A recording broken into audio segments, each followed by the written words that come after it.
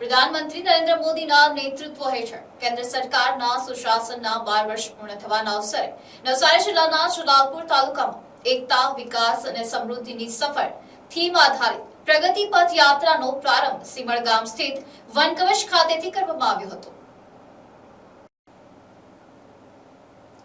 આ પ્રસંગે રાજ્યસભાના સાંસદ ગોવિંદ ધોળકિયા તથા જલાલપુરના ધારાસભ્ય આરસી પટેલ વિશેષ ઉપસ્થિત રહ્યા હતા। બંને આગેવાનોએ યાત્રામાં સહભાગી બની વિવિધ વિકાસલક્ષી સ્થળોની મુલાકાત લઈ અધિકારીઓ પાસેથી માહિતી મેળવી હતી। યાત્રાના પ્રથમ તબક્કામાં સીમળ ગામના વનકવચ ખાતે પર્યાવરણ સંરક્ષણ, વૃક્ષારોપણ અને હરિત આવરણ વધારવા માટે હાથ ધરાયેલા કાર્યોની જાણકારી આપવામાં આવી હતી। ત્યારબાદ એરુ ગામ સ્થિત નવસારી કૃષિ યુનિવર્સિટીના બાંબુ રિસર્ચ સેન્ટરની મુલાકાત દરમિયાન બાંબુના સંશોધન, કૃષિ અને ઉદ્યોગ ક્ષેત્રે તેના ઉપયોગ અંગે માર્ગદર્શન આપવામાં આવ્યું હતું। યાત્રા દરમિયાન મટવાડ ગામના શહીદ સ્મારક ખાતે શહીદોને શ્રદ્ધાંજલિ અર્પણ કરવામાં આવી હતી। ત્યારબાદ દાંડી ખાતે આવેલા નેશનલ સોલ્ટ સત્યાગ્રહ મેમોરિયલની મુલાકાત લઈ મહાત્મા ગાંધીજીના દાંડી કૂચ અને સ્વાતંત્ર્ય સંગ્રામના ગૌરવશાળી ઇતિહાસ અંગે માહિતી મેળવી હતી। અંતિમ તબક્કામાં આટગામ ખાતે નિર્માણાધીન આધુનિક મેડિકલ કોલેજની મુલાકાત લઈ આરોગ્ય ક્ષેત્રે ઊભી થનારી નવી સુવિધાઓ અને દક્ષિણ ગુજરાતના આરોગ્ય વિકાસ અંગે માહિતી આપવામાં આવી હતી।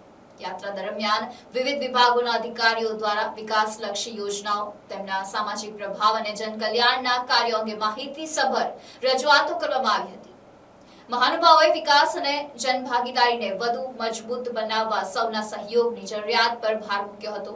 જિલ્લા વિકાસ અધિકારી કાર્તિક જીવાણી, નાયબ કલેક્ટર શિવરાજ ખુમાણ, મામલતદાર મૃણાલ ઇસરાની, તાલુકા વિકાસ અધિકારી, જિલ્લા અને તાલુકા પંચાયતના સભ્યો, સ્થાનિક આગેવાનો તથા ચૂંટાયેલા પ્રતિનિધિઓ પણ યાત્રામાં ઉત્સાહભેર જોડાયા હતા।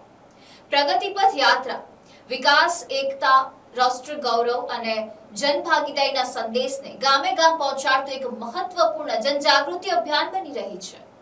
આજે પ્રગતિ પથ યાત્રા અંતર્ગત ચૂંટાયેલી પાંખ જે છે એમના દ્વારા નવસારીની અંદર જે વિકાસના કામો થયા છે એ વિકાસના કામોની મુલાકાત ચૂંટાયેલી પાંખ દ્વારા લેવામાં આવી રહી છે। આ એક પહેલો તબક્કો છે। બીજા તબક્કાની અંદર નવસારીના જે વિદ્યાર્થીઓ છે વિદ્યાર્થીઓ પણ આ બધા વિસ્તારોની મુલાકાત લેશે।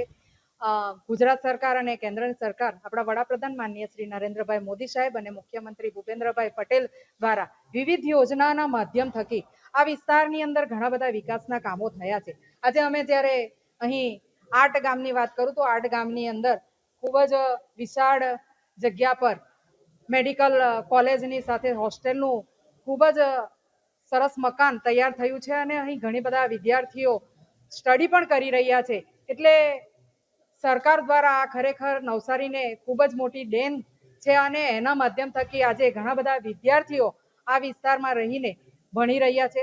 સાથે સાથે બીજા બધા વિકાસના કામો પણ આપણે થયા છે। દાંડીની વાત કરું, આજે અમે દાંડી પણ મુલાકાત લીધી તો માનનીય વડાપ્રધાન નરેન્દ્રભાઈ મોદી સાહેબ દ્વારા જ અહીં લોકાર્પણ પણ કરવામાં આવેલું અને ખૂબ જ સરસ દાંડી, એટલે એક નવું દાંડી ત્યાં ઊભું કરવામાં આવ્યું છે।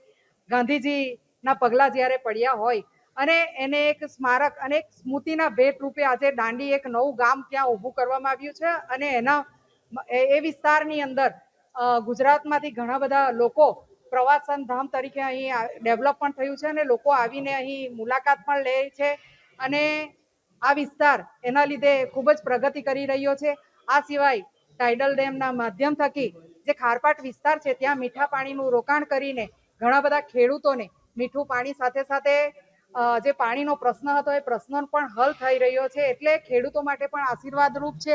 આ સિવાય અમે બીજી એક બાંબુ પ્રોજેક્ટ અંતર્ગત યુનિવર્સિટીમાં પણ અમે મુલાકાત લીધી તો ત્યાં પણ ખેડૂતો જે છે એને યોગ્ય ટ્રેનિંગ આપીને ખેડૂતો પગભર બને, પોતાની રીતે પોતાની આજીવિકા ઊભી કરે એના માટે એમને ટ્રેનિંગ આપી અને બાંબુમાંથી જે બધી વસ્તુ બનાવવામાં આવે છે એ વસ્તુ પણ અમે આજે નિહાળી અને એના માધ્યમ અત્યારે જે દૂરથી લોકો આવે છે એ પણ આ બાંબુમાંથી બનતી વસ્તુઓ લોકો ખરીદીને પોતાના ઘરે લઈ જાય છે।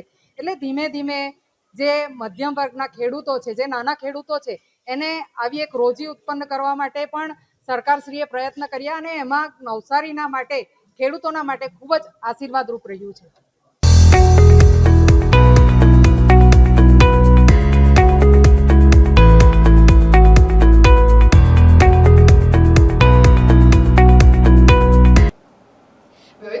જીટીસી ન્યૂઝ નવસારી.